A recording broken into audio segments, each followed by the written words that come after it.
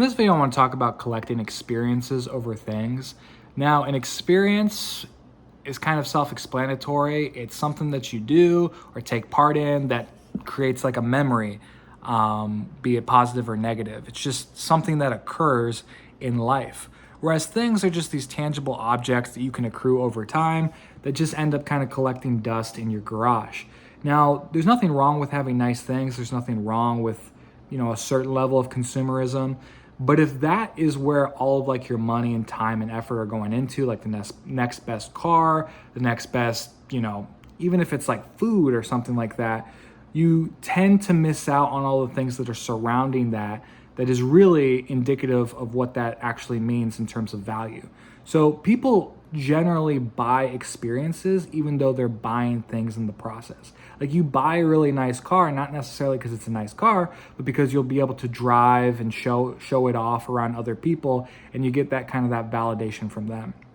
So with all that being said, you want to seek out experiences because not a lot of people have a ton of money to buy things in the first place.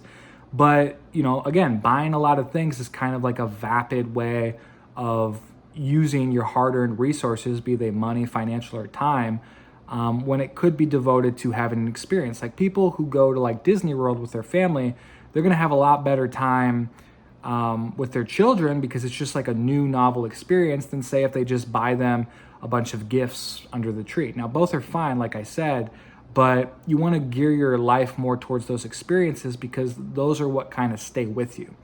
The cool new gadget that you got, yeah, it'll stay with you in terms of just, like I said, collecting dust, but having a cool experience, that's valuable. And especially if you can do it with people that you care deeply about, that makes the experiences so much better. I've had a habit of going to like really cool national parks. I've gone to different like EDM festivals. I've traveled around the world to various places. And I think it's really helped shape kind of like my personality and character as opposed to just kind of staying in and just saving up for tangible items. I've never been super interested in that. Like gifts are great and all, but do whatever you can to just increase your level of just vitality by diversifying your experiences, like actually going out and doing new, interesting things, I think could be super beneficial for just your overall outlook in life.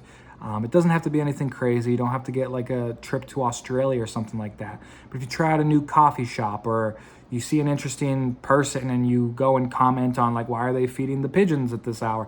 Like just anything that just gives you more, basically more, like you're just more interesting in the process because you're learning new things, you're experiencing things that other people, like these could be first time experiences for anybody because you're going off script, off the map per se. Like you're just not doing the same things all the time. You're accruing different meaningful experiences just to add to your sense of life.